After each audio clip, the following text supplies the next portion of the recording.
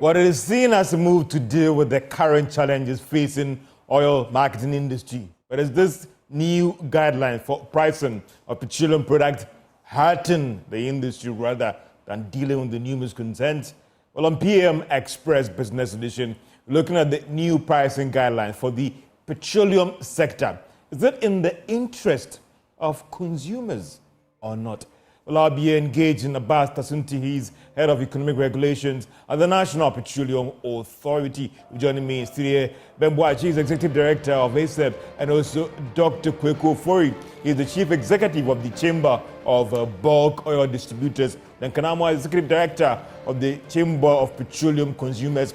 These distinguished personalities will be engaging me here on PM Express Business Edition. As I said, the show rolling. We'll be back right after this break. Welcome back to PM Express Business Edition as we talk about the new guidelines for pricing of petroleum products. And with me in studio here is Duncan Amwa. He's the Executive Secretary of the Chamber of Petroleum Consumers. Abbas Tasunti is the Head of Economic Regulations at the National Petroleum Authority. And also Dr.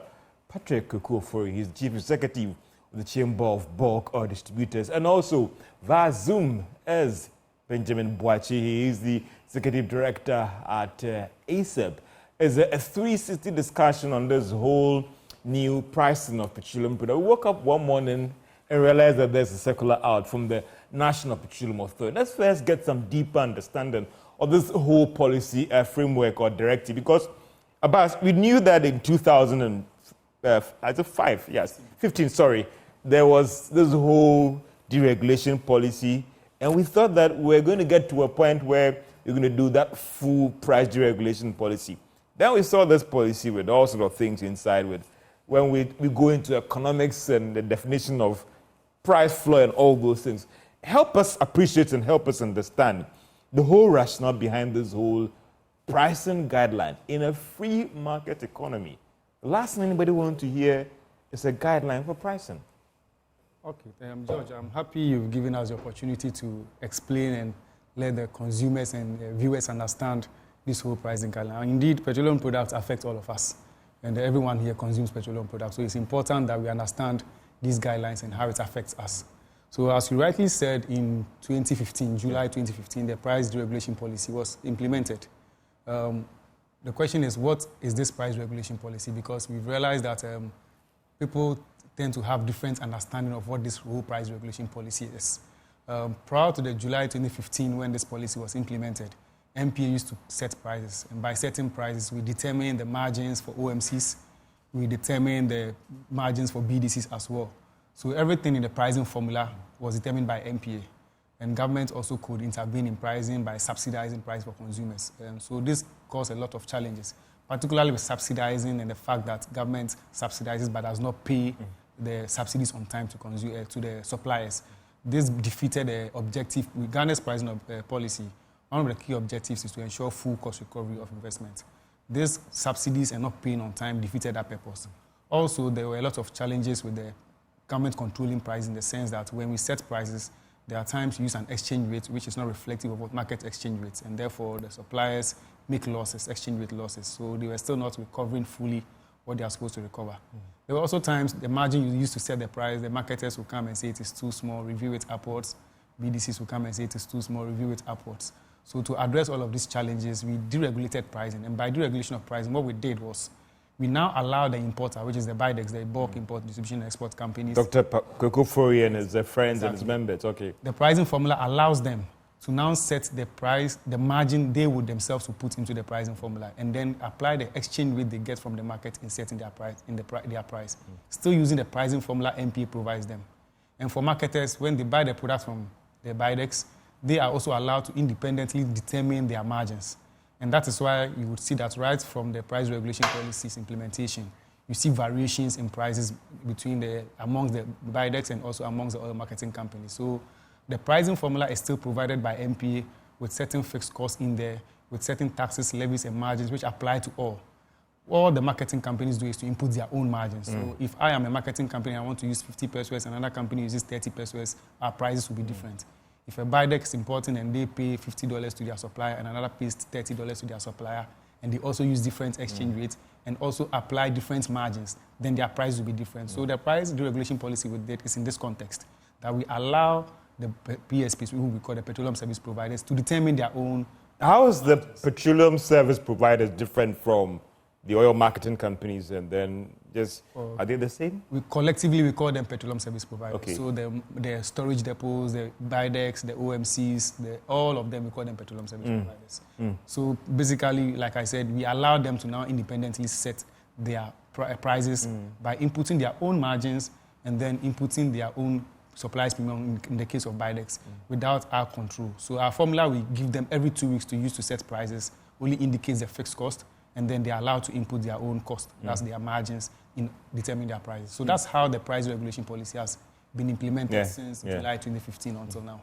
But then it comes back to what again influences whole pricing guideline, which we understand that it was an industry engagement and all the rest. In trying to get a deeper understanding, my producers tried to put together some flyers, and as appreciative in terms of a breakdown of all this. And we'll be rolling it on the screens while the discussion is going on. But just to get, so why did you get to the stage where you thought that we need to review these guidelines, and then there was this document?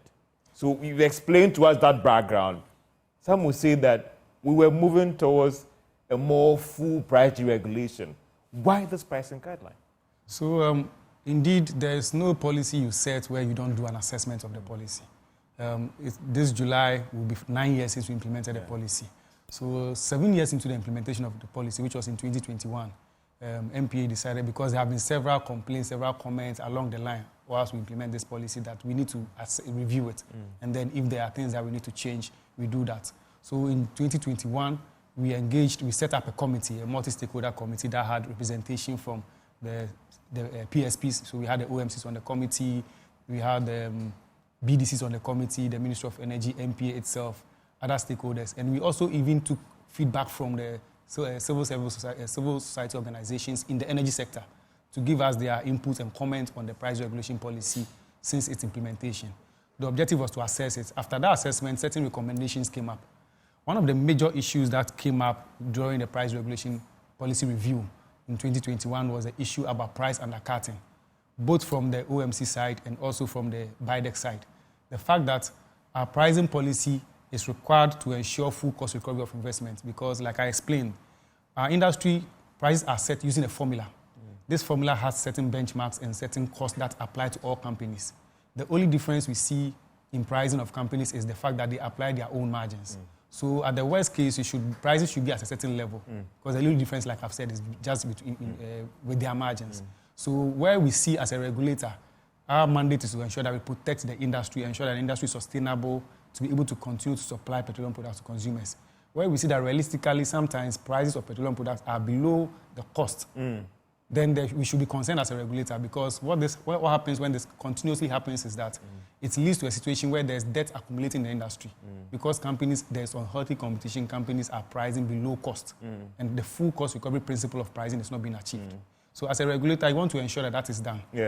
How do you do that and still ensure that the competition we need in the industry continues to go on? And about this brings me back to the question about that price floor, that the minimum bank, which has been a bone of contention with a lot of players in this industry, that if I am filing my documents regularly, why would the regulator then want to wait for that entity to get to that end of collapsing? Because some are saying that, again, in a free market, what you are doing is anti-free market in trying to set that benchmark that becomes a floor, that nobody should go below that. So that's why it's always good to put the industry into perspective. The context should be looked at. We still have a very free market in terms of the price regulation policy. As I explained, the competition we have in our industry, unlike other industries, is that our industry, the companies use a formula to set the prices. That's what we call the prescribed petroleum pricing formula, as mentioned by the Act. This prescribed petroleum pricing formula has components, certain elements in there, which apply to all companies. So if you're a player in the industry, you incur those costs. That's why, for example, you see that MPA publishes what we call the daily price indicators, which indicates the FOB price as a world market price that is applied for pricing every window. Every importer, every buyer that imports product and sells on this market, every window knows that this is the FOB price that is used to set prices before they add their own margins. And then there are fixed costs. There's no importer who imports products into this country and does not incur the discharge fees, does not incur storage fees, does not do a lab analysis. All these are fixed costs. There are certain variable costs like how much you pay to your supplier to get you the product, which varies from company to company. And then how much you, a company yourself, you add to that's your margin, which you add, which also varies. So with this price floor, we want to ensure our principle of full cost recovery. I keep repeating this because people forget that MP is supposed to ensure that there's full cost recovery of investment using the pricing formula. And that's why there's a formula. So this pricing formula and using the price floor, it's not like the industries where price floors are set to protect the producer.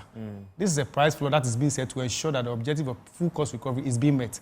So the only thing that goes into this price floor, and I think that's what has led to the misunderstanding, because we announced through the guidelines that there will be a price floor, but many have not sought to find out how the price floor is going to be set. I'll be coming back to get more details on how you plan to do this, but let me bring in the bulk distributors. I'll bring the consumers as well, because that's very, very critical. And then also bring in ASAP as well. I mean, you import, you market and sell. Some are saying that, listen, you're doing your job. Why do you need a regulator to tell you that, listen, be careful? Is this something that as an important distributor, you are okay with? Well, I think to a large extent, in as much as we may not necessarily be happy with some components within the mechanism that the regulator has. Like the exchange rate that you are saying that we should use. So which exchange rate do you want to use in pricing of your products? No, at least minimum, even if you are using Bloomberg rate, it's a bit closer to what the market really is, rather than the Bank of Ghana interbank rate. Is it because the Bank of Ghana rate is not reflective on the ground when you're doing transactions? Nobody's using that rate. Certainly. And then also, we also appreciate the support and assistance that the Bank of Ghana gave to our sector by doing the auctioning, which only gives maximum for the past let's say for the first quarter of the year, approximately 20% of our demand has been met through that auctioning. So if you are setting a pricing and you are using even the 13.11 as the last auction exchange rate, clearly none of us this evening or tomorrow morning can get a rate at that. We know that you also need to keep the market going. And we are also operating in a market whereby about 70% of the market is financed by the banks and then the international oil traders who have lent some form of credit lines to that. So it also behoves on the regulator to ensure that if indeed the sector is going to be sustainable, and then the product supply security is going to be guaranteed for the country, which may have a multiplier effect on other allied service providers within the sector. There has to be a certain level of behavior that the regulator needs to step in to check.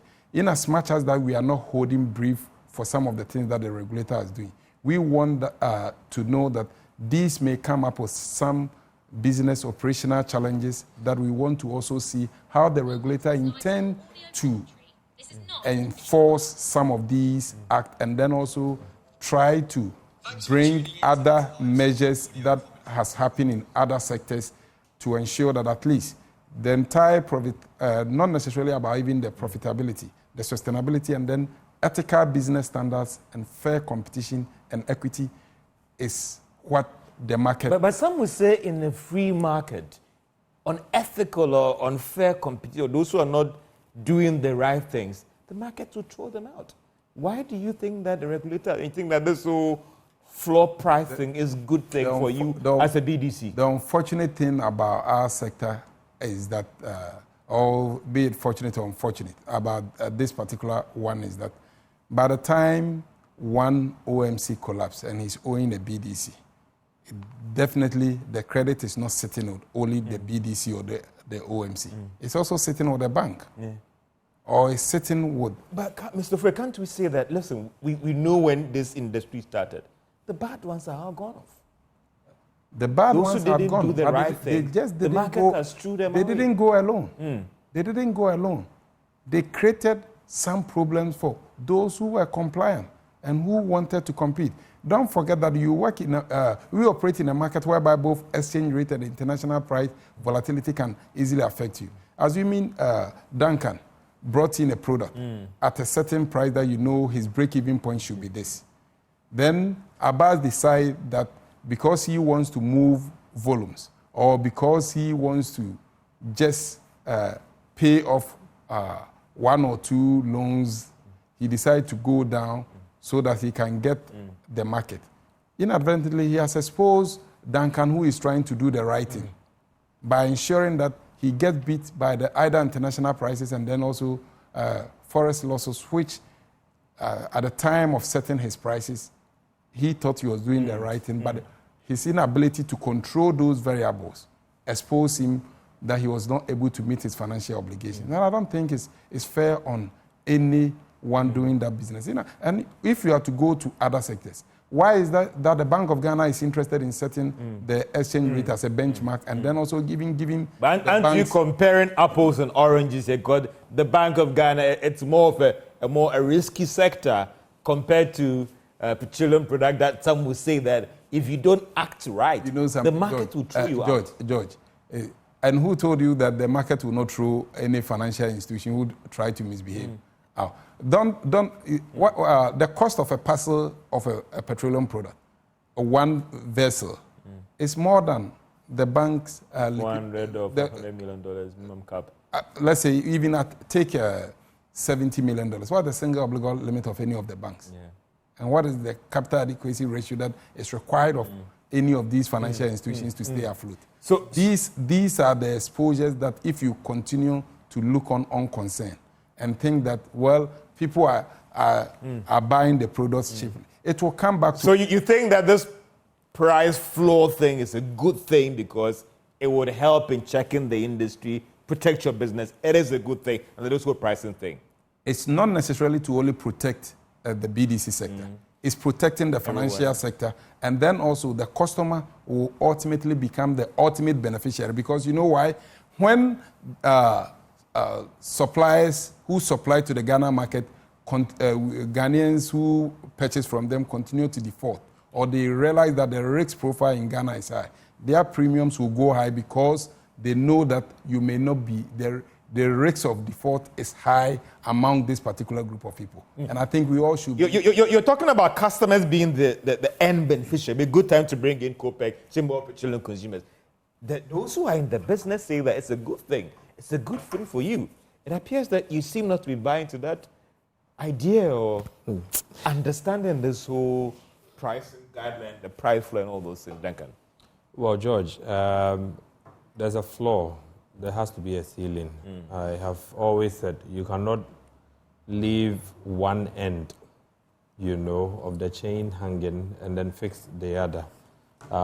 We have had on record some instances where we have complained some of the OMCs were simply charging too high per our estimation, per the numbers we see from the industry. Yeah. There are times that you feel some of the OMCs are charging a lot too high, but who is there to stop anybody? We say we are a deregulated market. Unfortunately, we are looking at tackling those charging lower to say that they are probably putting too much pressure on others, to also sell lower and thereby a market collapse. We are saying that we don't see how that works. The truth. If for a reason somebody is able to land his product, right, way cheaper for any reason, some of the oil traders will want to do what you call market penetration. Yeah. So if he wants to penetrate a certain market, he might decide to let go all premiums, all profits, right, just so he can have a share of your market. If he comes with a product and it lands cheaper than the market premium that, of course, the entire BDC chain is, used to. We are saying that there's a price floor below which the off-taker cannot put product on the market. You are simply inconveniencing the consumer. We think that the OTCs, just as MPA recently has done with the LPG sector, where they are now asking them to bid, right? If you ask the OTCs to bid for your volumes, I mean, as a collective, per window, per month, or per quarter, trust me, you will get all kinds of numbers flowing. They would never come with the same numbers, right? Somebody could tell you they will do 700. Somebody will come and say, I'll do 680. You may even get somebody who says, okay, I have enough stock elsewhere. Give me 650, I'll go, right? So because you are not aggregating those volumes, you are not auctioning, right? That assumption that there has to be a baseline for everybody could be faulted. Because BDC A, BDC B, BDC C may be landing their products with different cost factors or cost variables. Yet we are insisting that because we have a certain average data within the industry, whatever happens, whether BDC C is able to land $50 cheaper, if they have to put the product on the market, their $50 cheaper will force BDC A, who probably landed at the $50 more, it will force them to probably not be able to pay the loans or whatever, obligor limits owed the banks. We do not think that it is a fair practice. Fair practice, if you are setting ceiling, set the floor. If you are setting the floor, set ceiling. But if you are deregulating the market and allowing some of the OTCs to compete among themselves, allowing the OMCs to compete among themselves, allow them to compete. Duncan, as a consumer, are you also not interested in the sustainability of the industry as well? That the duty of the regulator is to ensure that everybody is playing by the rules, so that tomorrow one doesn't collapse and the contagion effect. We all know what the right price is, Duncan. You see, there cannot be a right price in any market. Initially, when Ghana had just about 2-3 automakers, or we had the dominant few automakers, prices of Toyota could be so high.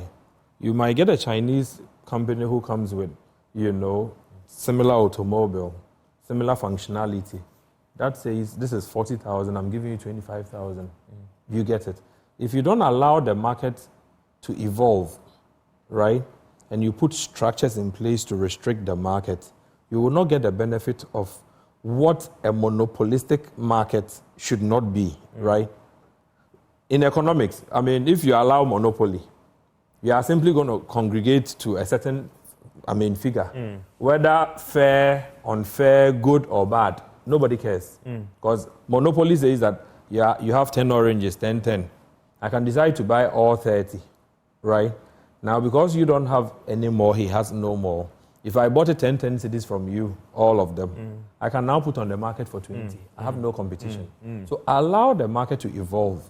Allow the market to get to a point where the market itself is highly efficient and competitive. I would be happy if we got to a point where the so-called market premiums, right? We don't even set them anymore. Because it might surprise you out there, somebody is willing to do plat minus. Somebody wants to do plat plus, right? A trader might come and say, look, for me, I'm not in a hurry to push my consignment. If you can do this or put this. Another trader might want market penetration and say, I'm willing to give you as much. So for me, allow the market to evolve. And what I get for you, that if there should be a price floor, then there should also be a ceiling as well. I think so. I'll be coming back to you, Doc, and then Tasunti as well. But a good time to bring in the civil society groups as well. ASAP, and ASAP thinks that it's a no-no. Why there's no-no? Because for these other players, they think that that's the way to go, or that's the place to go. Ben.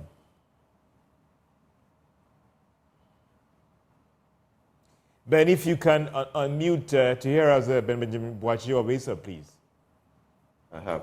Thanks for having me, George, and good evening to my friends in the studio. And I've listened keenly to the submissions, and I must say that the more I listen to the justifications that are being proposed, the more worried and pained I get. This is a market that we were hoping that would evolve to be more competitive and weed out inefficiency entirely, and streamline, the service provision and people who by virtue of, whatever, assets they have, are holding on to industry licenses and underperforming essentially. And the only way to deal with that is to make sure that the market, streamline those people out and makes the sector much more stronger.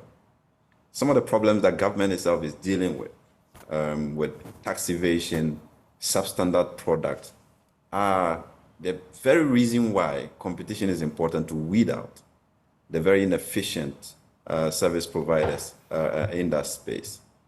But for the regulator to now say that the way to go is to now begin to interfere with the pricing mechanics so directly to the extent that everybody will be kept afloat, whether they are performing or not performing.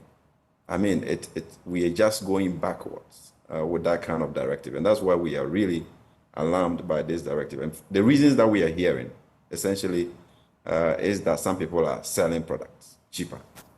And the reason may be that they are either getting substandard products or they are deliberately, creating losses. And I struggle to find that. Why the regulator would think that somebody is creating losses deliberately and not want to use his powers to understand what actually informs the behavior of the player. Because the essence of having a regulator is for them to have the power to zoom in, to investigate, to understand the various dynamics of the industry. Nothing stopped the MPA, and that's why all the players are, supposed to publish their, their prizes for MPA to have a full picture of what is going on.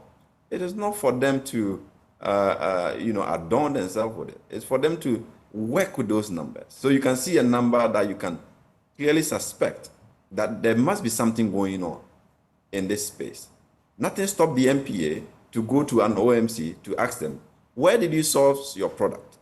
How much did you buy it? What are the margins on it? For which reason you are getting it this cheaper? And be able to root out if any untoward behavior can be identified. But to skip that hard responsibility of ensuring that you can streamline, you can regulate, and fix price floors, for me, it was essentially the lazy approach to deal with this situation. People should be able to compete. I have hinted to some of my friends and MPA that over the period, I have detested the practice of even providing indicative prices on their website. They can have their own prices for their own assessment, regulation, and trying to investigate what is happening in the space. But don't give anybody indicative price. Let the market determine the price that people should sell the product without MPA hinting that, oh, this is what we expect the price of diesel to be sold at. This is what we expect the price of petrol to be sold at. That is not a free market situation. Allow the market to determine the price. And that's what we're hoping that after the partial deregulation, we would deepen that, by streamlining, building BDCs, OMCs that are strong to compete and keep the market tight, to make sure that we are not spreading ourselves so thinly and making regulation extremely difficult in this country. But that's what the MPA has chosen to do, because the bigger the number, it serves them better because they are charging regulatory fees. So even if you have 1,000 OMCs, everybody giving you money, they are okay with it. If you have 100 BDCs, everybody coming with regulatory fees, you are happy with it. But we need to streamline this industry. We have too many OMCs in Ghana, where you have only 30% of them serving 90% of the market. And over 160 of them are just in there, struggling and trying to also participate in the market. How do you chase all these people out? And that's why you have people complaining about bad products, because already the numbers are overwhelming for a regulator to now even immediately zoom in and be able to identify the problem. Today, 21st century, if you have a problem anywhere in the country and you want OMC, NPA to zoom in to quickly verify whether the products are substandard or not, you will struggle. By the time they attend to it, the product would have been sold or done with. Meanwhile, there are technology, there are solutions to be able to track bad product in real time. They are not focused on that. They are not focused on protecting the consumer, applying necessary technologies and innovations that are available in 21st century to detect some of these illicit activities that are in the industry. But to go that low and decide that they want to set a price floor. I mean, what do you do, for example, with Central and private refineries that are coming in? Let's take, for example, that Ghana is able to supply these private refineries with our own oil produced offshore or even onshore in the future. And they are able to cut out the cost of importing the product from Rotterdam or any other place. The CIF value gone, and they're able to refine it at a cheaper rate. MPA is saying that we want you to make a windfall because we have set a price floor for the industry. But Ben, just a quick one. Some will say that even in a perfect competition market, there is still a regulatory hand to try and correct the inaccuracies. What do you tell those who might make that argument? I think that's what I was trying to explain. It is harder than the approach that they are taking. All right? Trying to make sure that people are streamlined. If you think somebody is being anti-competitive, point to that business why you think they are being anti-competitive. And that is by examining their practices, their value chain of their actions. Right? Get to know where they bought their product from, how much they bought it. Are they trying to scam a bank? Like the way we are afraid that they may be wanting to scam a bank. What has been the stature of that OMC or BDC in the industry? Does it look like a collapsing BDC for you? Are there some prompts that you can identify to say that the way this company is behaving, we can see that it's just trying to sell out and collapse and affect certain banks? It is a harder job than just deciding that you want to go fold your arms and sit in your comfort zone and fix a price floor, and everybody should go and sell it at that price. So even if you are selling substandard product, MPA says make a bigger margin by selling at a certain price floor.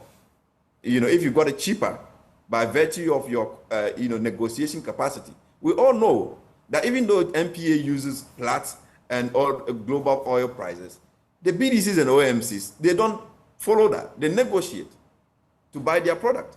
People have various sources of product they go to negotiate.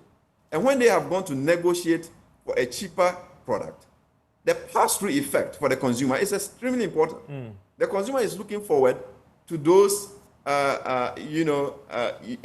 BDCs and OMCs that can do better negotiations and bring in cheaper product, so that they can also get cheaper product to buy at the pump. Let us not fix prices. I get that is how they should play, because we are following global oil market and using Platts to set floors for everybody to follow. I get from you, no, but I'll come back to you again, because it appears that for you, it's not just about the expression, but even are thinking of some legal action or so. But let me come back to Ben, about Asunti as well. Very serious concerns being raised by a critical player in the industry. We got from you earlier on that, listen, this is supposed to start from April 16th. Looking at all these concerns that has come up, would that shape whatever that you would want to implement from April 16th? So, George, I've listened to Ben, and I've read ISEP's article they released today on the price floor. Yeah. It's very unfortunate that ISEP is misunderstanding the price floor and also mixing its objective with other issues. For example, Ben just saying that there are issues with illicit products coming into the market, bad products and all that, and we need technologies to address those problems. And linking it to the fact that MP is using the price floor to address those problems is very, very... but it's a fact that there are issues about product quality. So let me give you an example. Which is a fact. So the price floor is being used to address a particular problem. Okay. The issues Ben has mentioned, where we can use technology and other innovative ways to address them. For example, we have the fuel marking program, which we run, which prior to its introduction, there was a high level of fuel adulteration in the country. When we started the program in 2012, the first testing we did, there was the level of failure of products that were on the market was about over 30%. Today, because of this fuel marking program, whenever we go around and we do the testing, the products that meet the concentration, is the ones that fail, let me put it, is below 2%. There's a cleaner, in terms of adulteration, it has dropped. Now, when you take issues about diversion of products from, we have the ECTS, the Electronic Cargo Tracking System, which addresses that. So the problem with people picking products and diverting them and all that is being addressed with the Electronic Cargo Tracking System. We have the automatic tank gauging system, which is now being installed at the filling stations to also help to address these issues, some of these issues that Ben is mentioning. So MPA is not sitting in its office and using price floor to address. Well, I think that he made a very critical point that, listen, there are other critical industry issues which MPA, that the regulator might heavily focus on. MPA is addressing using this technology. But let's still come back to the issue about the price. So let's go back to what the price floor and is the trying concern to address. that Again, I listened to Ben, and the assumptions he made are clearly wrong, because the price floor, he assumes you are setting the price floor, putting in certain margins to protect the industry. I think usually when people hear price floors, because sometimes price floors, like I mentioned earlier, in some industries who don't use a pricing formula to set their prices, it is done to protect producers. That's the assumption they are coming from. But I've explained that with this price floor. Let's take what Ben said about companies negotiating their prices to come into the country.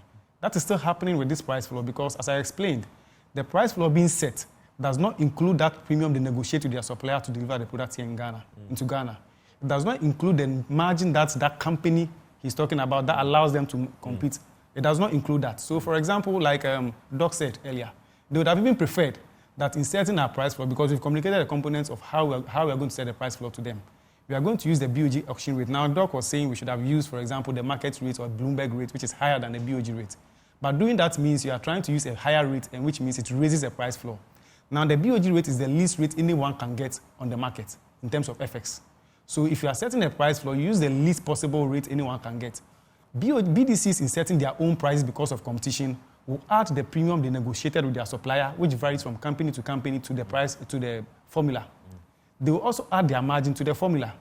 And then they will use the rate that they get from the market, which is definitely higher than the rate we use for the price floor. So this means that there's no way the price floor will be even higher than anybody's price, because it does not include the premium that person negotiates with the supplier. Like I said earlier, apart from the FOB price, which is a price benchmark for the products at the source, anybody importing products into Ghana will have to pay for freight. So the suppliers bringing products into Ghana charge them that freight, and that's the freight Ben is talking about that they negotiate with their suppliers. The price floor excludes that. There's no BDC in Ghana who operates without a margin, because really, the BDC operating has to cover costs, administrative costs, they pay staff, they do other things, so they have a margin. He's here, so we'll come to him on that. But now let's go to the oil marketing company. The price floor for the oil marketing company also excludes the oil marketing company's margin. Again, Ben mentioned the cost of the company. There's no oil marketing company today who operates without a margin, because the margin, what it does is to pay for their cost of operating, building a filling station, paying staff, running that. The price floor we are setting excludes that. So like I mentioned earlier, we have a formula that has fixed costs in there. The price floor only captures that cost, because saying that the regulator should look on concern means that we are ignoring the regulator's mandate to ensure there's full cost recovery of investment. This is not an industry where you can just ignore what you are required to do and say that leave it to the market. Now, let me add one thing. Ben also mentioned that the price regulation policy is working and competition is going to carve people out. Yes, that may be true, but let's ask ourselves. There are guidelines or there are requirements for companies to meet or people to meet to apply for licenses. Since we implemented the price regulation policy 9 years ago, has that led to a decrease in the number of OMCs because there's no price floor?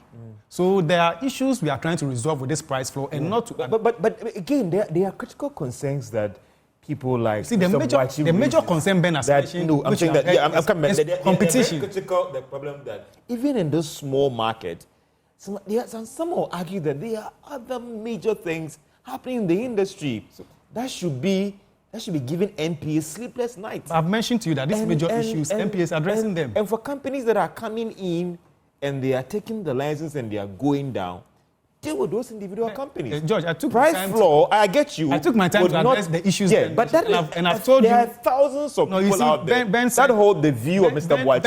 Ben linked using the price. I know, but I don't want us to reduce this discussion. I know, because it is linked. These are views that are out there. It's not just a key stakeholder, and his concern has to be addressed. The concern he's mentioning is the lack of competition. And we are saying that competition on the market today is because of variations in margins of companies. Let me. It looks like you want to just a quick point, because I need to get something. Just a quick point. I think that what we're trying to say, the floor and the ceiling, they will come from certain assumptions. The assumptions could be faulted any day. And I would point out why. We're assuming that FOB pricing will be a certain figure. Fixed or holding it constant. A certain constant pay. FOB could differ. Okay. So but unfortunately, that's not what happens. But Abbas, I want you to ask, just to address a very critical question for me. You have about 12 days more for this price floating to take place. There have been several concerns. I mean, even a ranking member on the Energy Committee as well is raising serious concerns and think that this thing even needs to come to Parliament and all the rest. Looking at this number of days that we have, are you still going to roll this thing ahead, or maybe still further consultation is needed?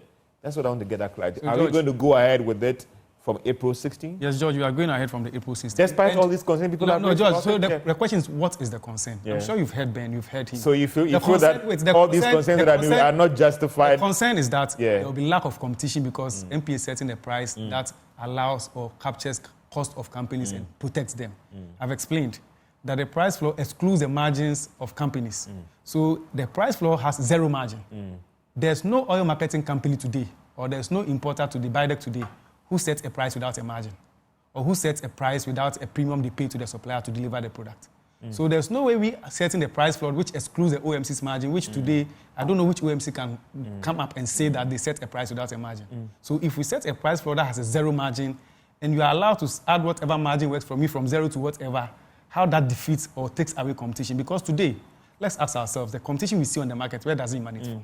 It emanates from the fact that they have different margins. But so the price floor, Abbas, like I've said, yes, when it comes to these issues, people have different views.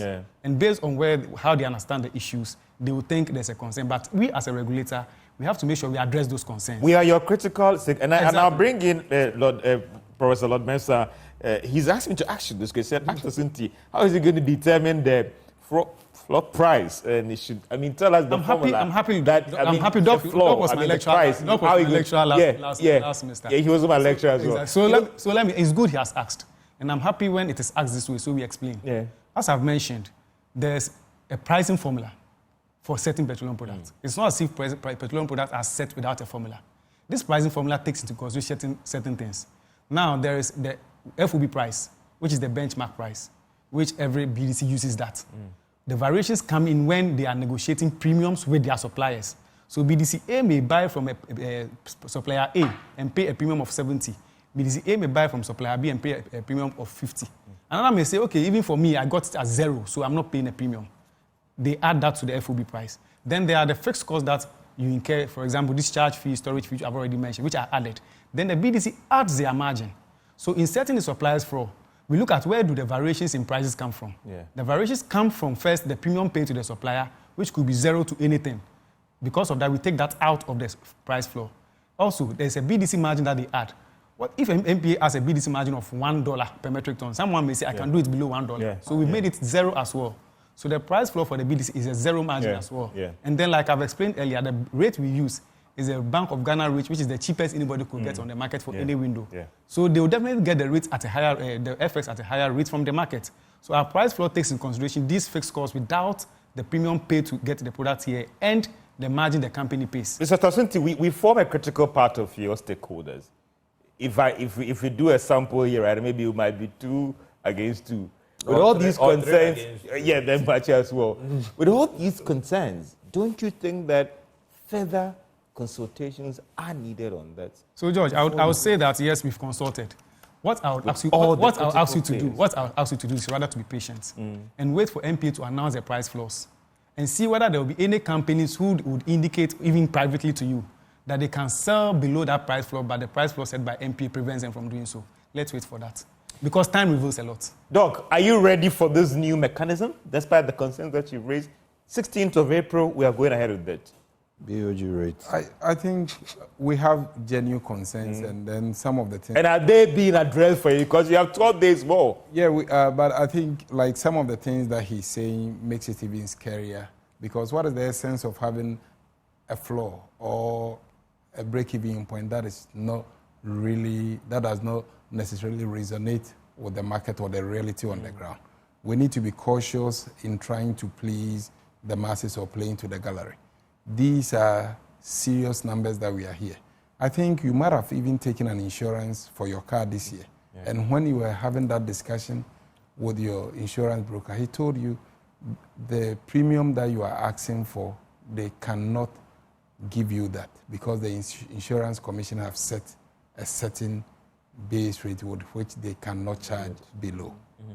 So why is it that when it comes to petroleum products, we think the people involved should just be allowed to operate and behave anyhow without necessarily taking into consideration? Are your members worried that some other members in the BDC business are pricing below market standards that are eating up your business? Yes. And that is why you think that this flaws thing would address it? It's a concern not only to us. You can ask Mr. John Ewua.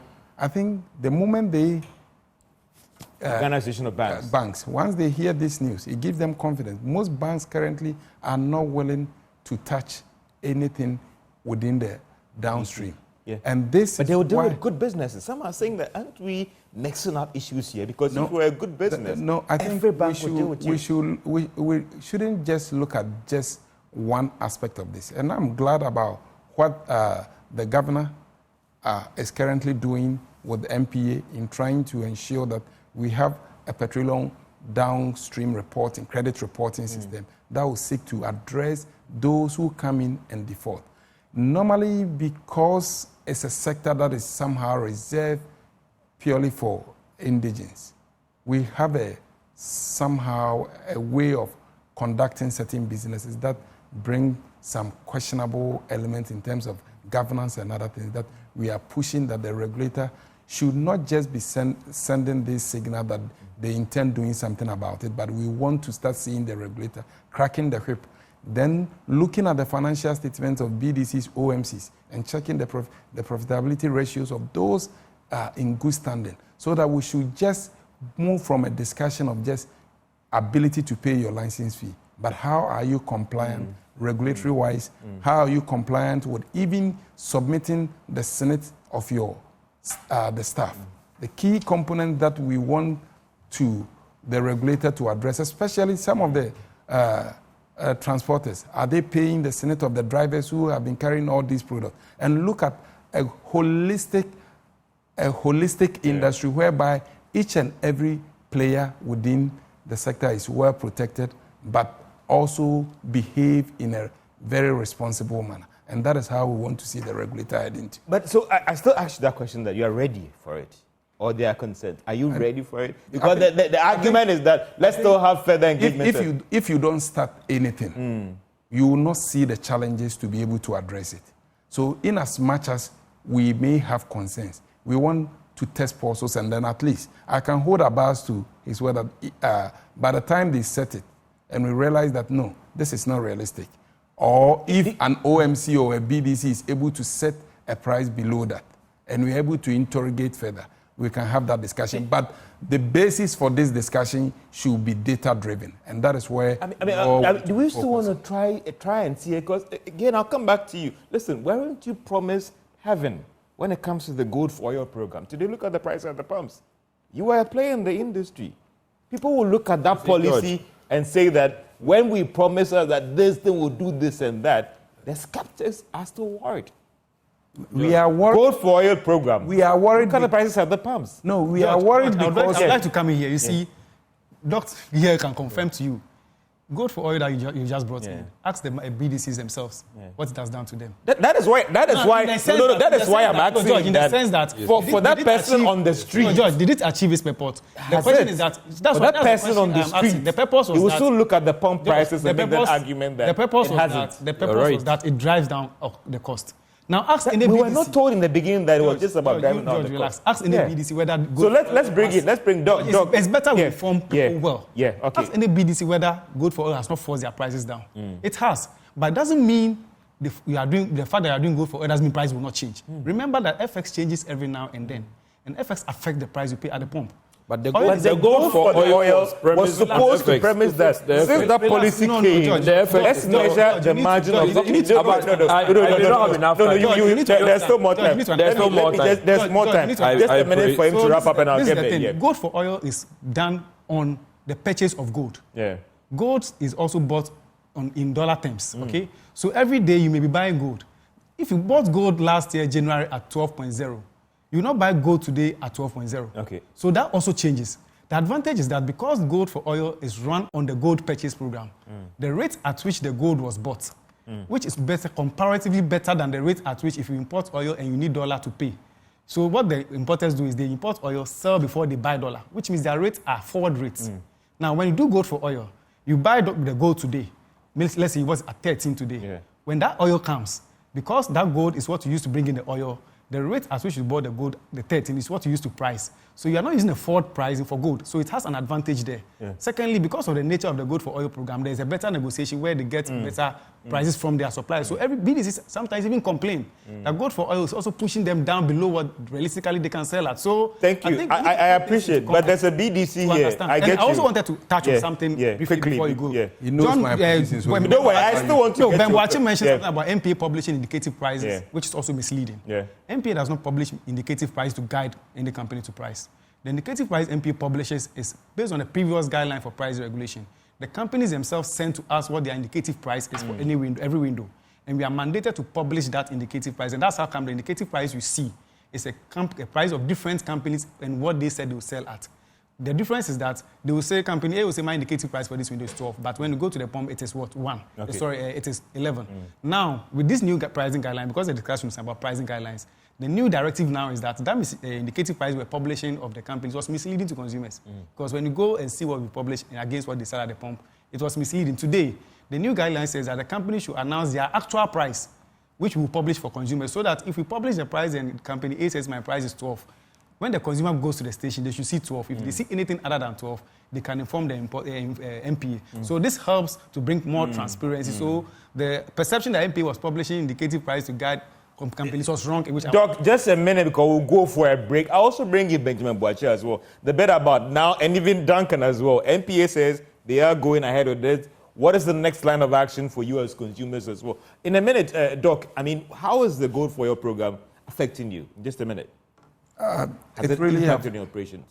Yes, negatively in the sense that you check the it has been negative on your operations. Yes, because I think we made mention about the Lacan allocation that was skewed in favor of Best, and then also how it wanted to turn a credit-driven market into a cash and carry.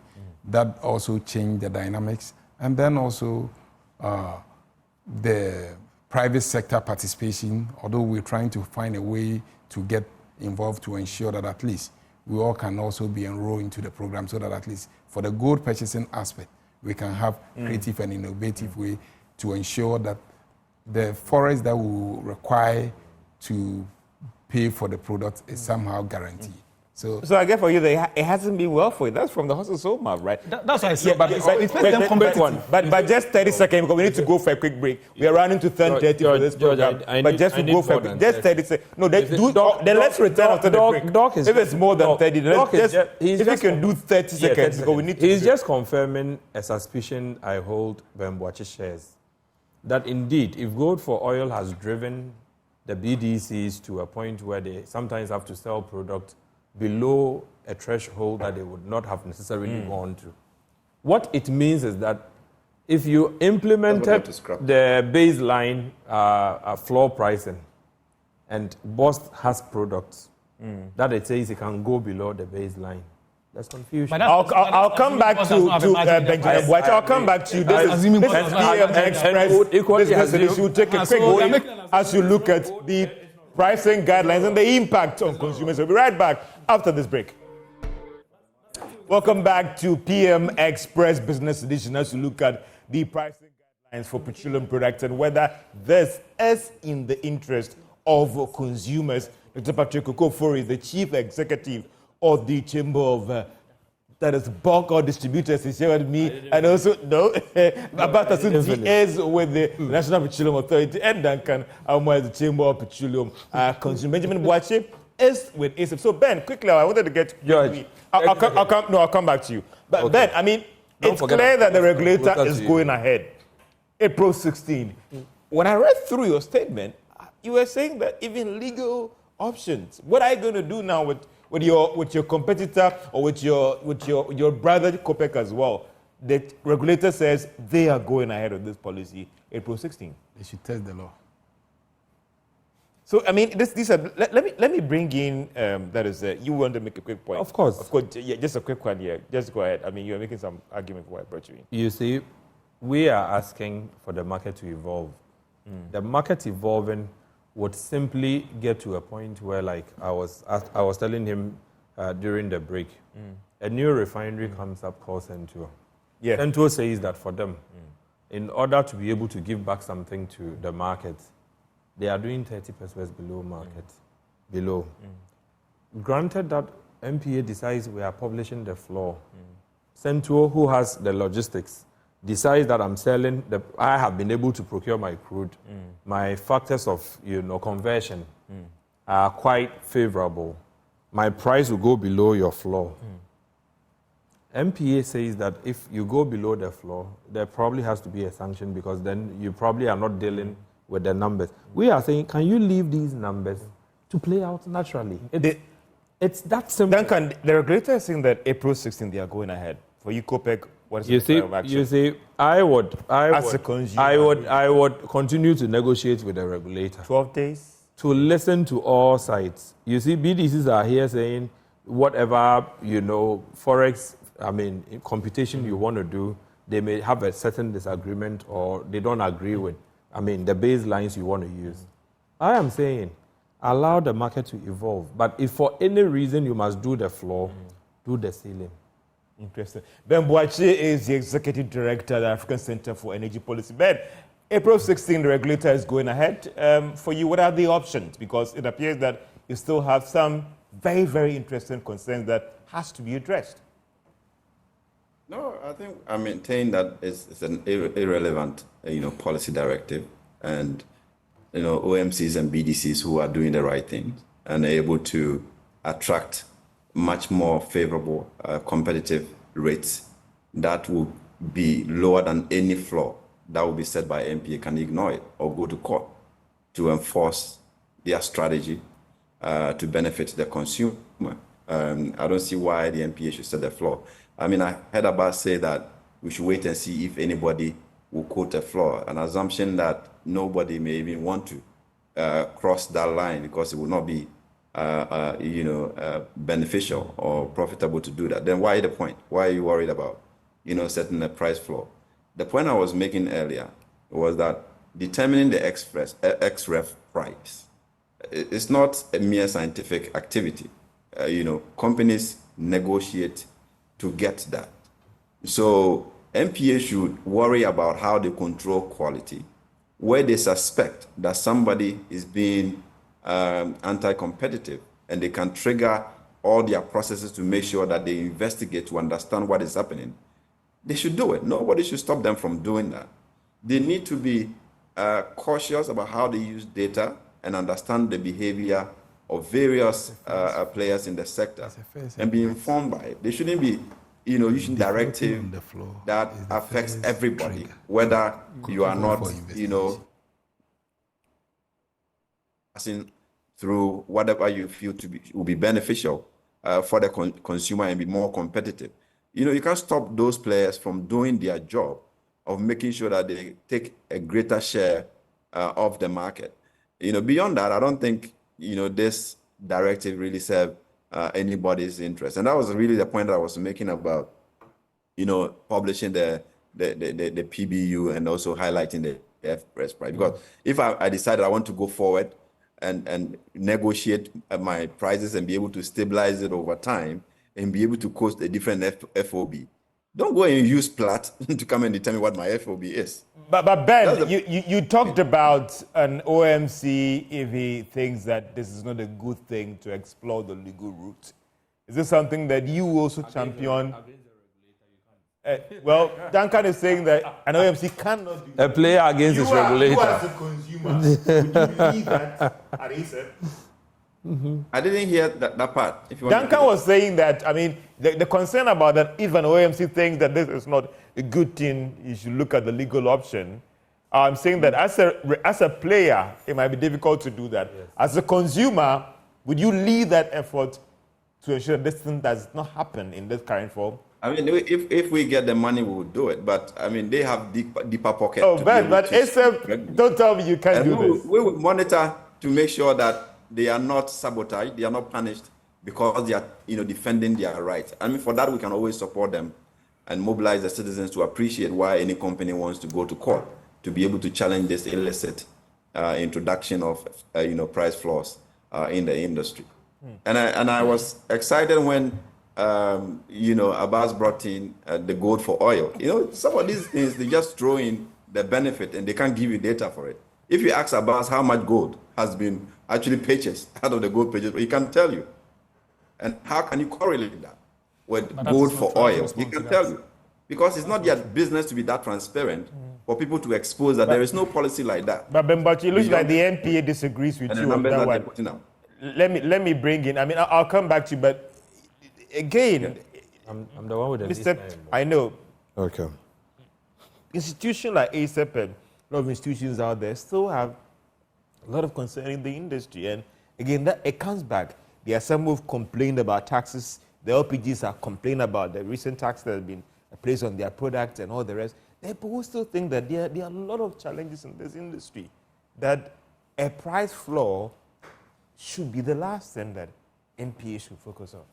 So like I said, before I do that, let me say that to say that because I cannot tell you here how much gold has been purchased does not mean gold is not being purchased. I'm sure you are all aware. Even they are concerned about transparency. Exactly. I think that is a job that the Bank of Ghana does. That cuts across the industry. You know whether there is gold for oil program. MPA is not in charge of the purchase of gold under the gold for oil program. MPA has a specific role under the gold for oil program, which they know we play in terms of the pricing. In terms of the gold purchase, is something that the Bank of Ghana handles. So if you want the information on how much gold has been purchased at BOG, but we all know... Shouldn't that be shared with every player? We all know the IMF shouldn't be a president of Bank of Ghana. A Bank of Ghana on that. So I don't have that information, yes, but it doesn't mean the Bank of Ghana is not purchasing gold for the gold for oil program. But to answer your question, definitely as a regulator, we do a lot of engagements.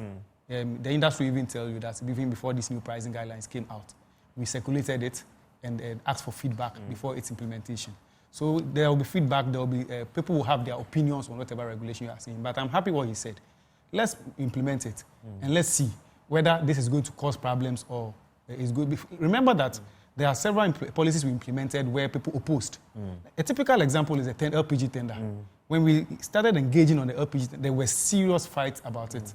It won't work. Why are you trying to destabilize a market that's already operating? But when we did it, we also the benefit. Do you want to go that approach of why don't you tender for the oil? George, I'm making a point. I'm saying that whatever policy you come up with, there will be some who have different views on that. It doesn't mean that you can have 100% of every stakeholder agreeing to the policy. So the way to test the policy is allow it to be implemented after you have engaged a significant number of stakeholders and there's agreement that let's do it. Now allow the policy to be implemented, similar with when we were introducing the sulfur reduction program. There were so many people who said reducing sulfur is not necessary, and if you do it, it will lead to price increment in Ghana. That didn't happen. Even with the price regulation policy we are discussing today, in 2015 when we were implementing it, people were scared that if you do that, OMCs will connive amongst each other, they will form a cartel. And so all these fears were expressed. We did our analysis from where we sit, we understand the industry, and we know that this helps the industry, it helps the consumer ultimately.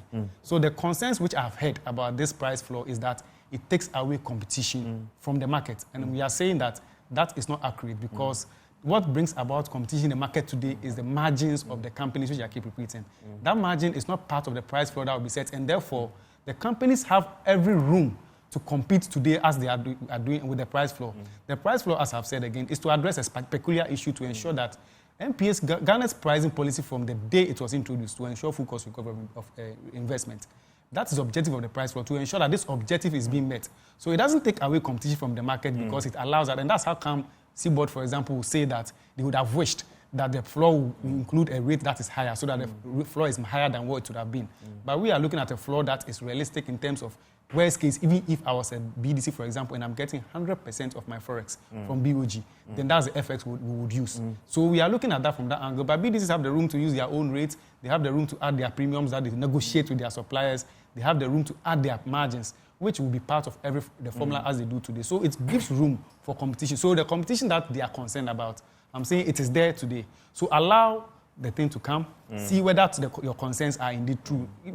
Thanks be to God, we will all be here and we'll get the feedback after it has been implemented. Duncan, I mean, MPA is saying that... BDCs have their own room to compute with their own forex rates. BDCs have their own room to use their margins, their premiums, and all of them.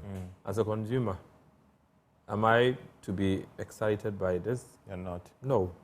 If you are critical about a floor, which says that in the barest minimum, this is how much nobody should go below. You should be critical but about... MPA is saying that they've been vindicated in several policy directions in the past. What is the argument? I do not think that anybody wants the NPA to fail, because if they fail, we all have failed. So judge them on their past actions for this policy. What we are saying is this. If you don't set the price floor, what happens? You have to achieve... Doc, I know, but let me quickly bring... It's not fair. Okay, all right, go ahead. It's not fair. Okay, go ahead. If you don't set the price floor, what happens? There's still market competition. Yeah.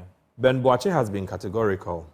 If you feel that some people are undercutting the system, right, ask them the relevant questions. If you feel they are using more practices, right, to source for products, for which reason they are selling for cheaper than probably the price floors we want to publish, right? Weed them out, clean the industry. But where you leave these things hanging, and we say that if we compute the base minimum, right, below which you should not sell, then we'll probably be able to solve certain problems of investment, the financing of the sector. Look, there are people with BDC licenses in their car boots. They don't even understand how they price products. They don't understand how to source for product. They just don't understand the... Doc, is that a situation? A lot. Doc, is that... Where I wanted to go. Just a quick wrap up. Where I wanted to go. At the outset of deregulation in 2015, one of the things we came to realize as observers is that scheme or shadow pricing, practice, where oftentimes a certain category of OMCs, one particular player brings his price, everybody gravitates towards that price. So you end up wondering, are they really competing? The three musketeers. Are they really there to work, to work numbers or to crank numbers? Or it's just a matter of let's take advantage? That's why I keep saying, if you are interested in the floor, go to the ceiling as well, because it's very important. If you leave them to say they will set anything. A time comes, yes, we won't go below, because that's what you are saying, we won't go. Doc, but we'll go above. Let me bring, and again... one is not in my interest. There are some who say the NPA implement directives from government, so let me bring an independent person in. There are some who've complained about the taxes on the price build-up, and maybe if something can be done about it. Where do you stand on the concerns about reviewing? Whilst you also try to review a price deregulation program, let's also take a look at the levies and taxes. I think I don't envy the government and what the MPA recently tried to do by taking off the price tab. And what is the communication as in the rationale behind it? Clearly from my intel and what I gathered, because the headmaster is in town. IMF? IMF is not happy with the yes, taxes. You cannot, because you've submitted your revenue profile, where you are going to generate all this from, and 3 months or so into the year, you come back and change a certain guaranteed or assured revenue stream that because either for whatever reason, because our boss wants to look good or his bosses or the government wants to look good, they decided to take something away, which necessarily expose that. We are, But do you think it's a good thing? Because someone say it distorts your whole prices. The planning, because within 24 hours, the prices have started shaking here and there. There are certain products that if you really are for, and you are signing up for COP, whatever, and all those treaties, then I don't see why we should have taxes or levies on LPG, for instance. I still have a strong view about why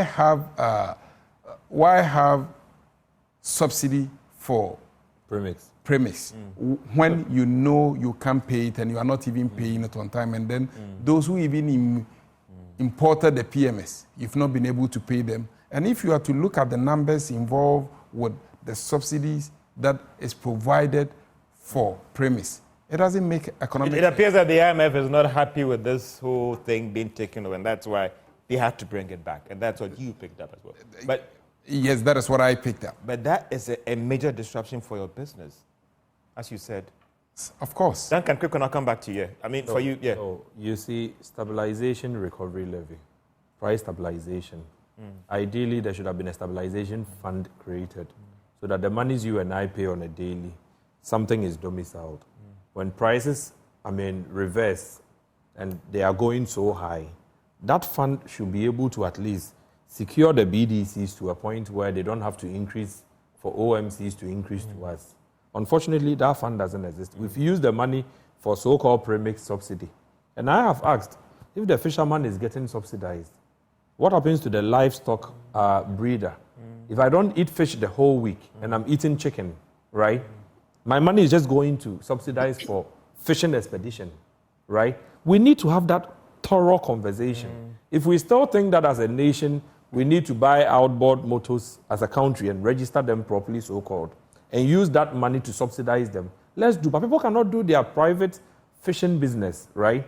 And you insist that when I buy a liter of petrol, I should pay for that business. Let me bring in Ben quickly, 2 minutes on that. That conversation, Ben, you've been it might be pushing hard, for but we need a lot to more transparency on this whole levy thing, because maybe that could also help as well.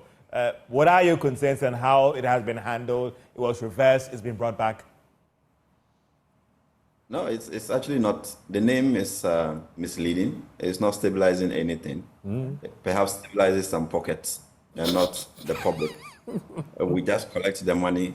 Nobody accounts to us.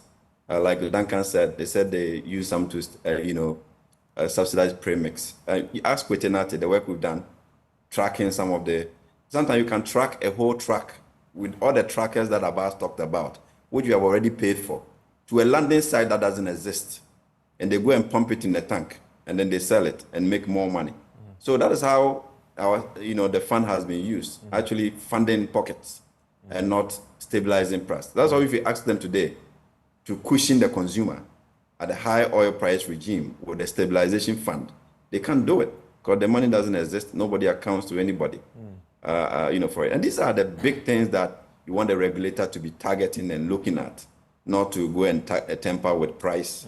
You are tracking products across the country and you can't even find them.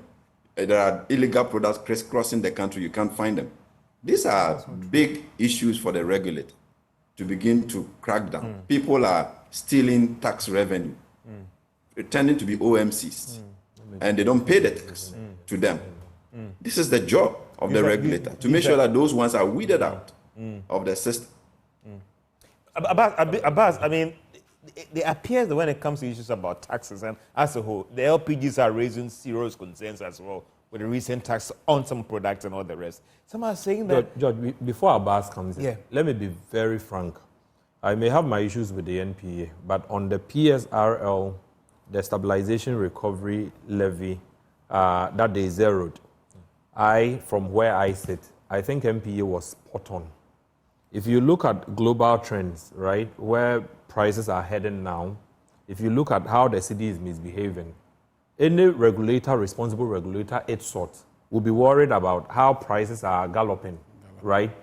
And so I think that in their estimation, their analysis, it was perfect, it was fair that the stabilization levy should be zeroed, which they did.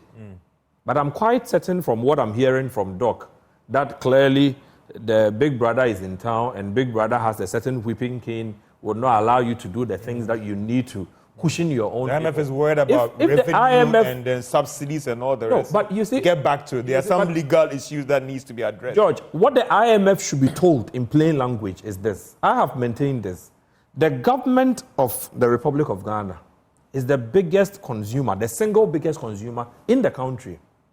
Don't forget, the fuel for Article 71 office holders, everything is borne by the same state.